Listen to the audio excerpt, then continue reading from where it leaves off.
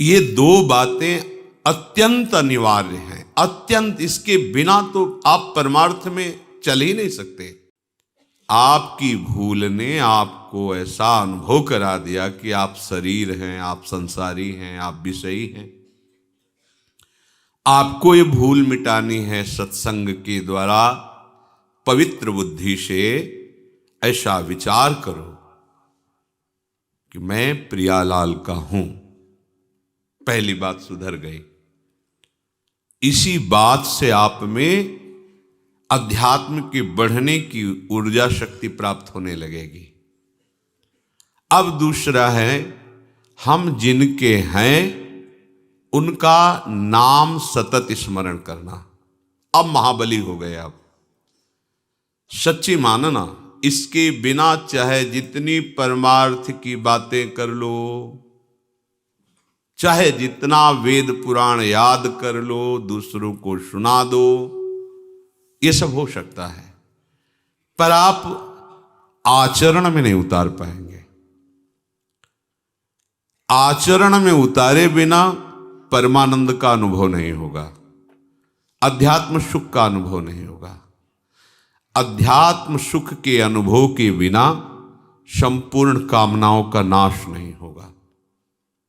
बस बची तो दुर्गति ही बची। बार बार वासना कामना, उन्हीं से प्रेरित होकर कर्म, कर्म से कामना वासना, यही चक्र चल रहा है।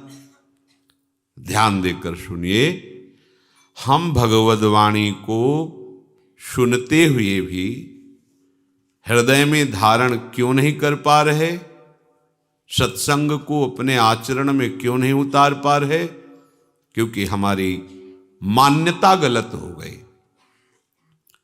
मान्यता को सुधारें। किसी भी स्थिति में आप हों, आपको ये स्वीकार करना है, हम प्रियालाल के हैं।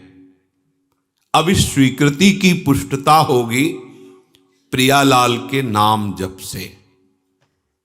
ये दो बातें अत्यंत अनिवार्य हैं, अत्यंत। इसके बिना तो आप परमार्थ में चल ही नहीं सकते।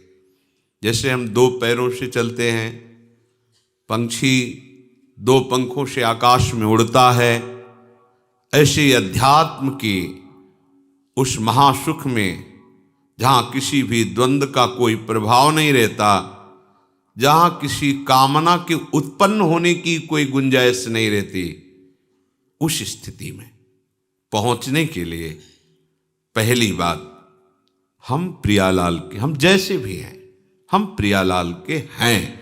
इसमें कोई बनावट की बात नहीं है, हम उनके हैं। दूसरी बात, हम जिनके हैं उनका सतत नाम स्मरण।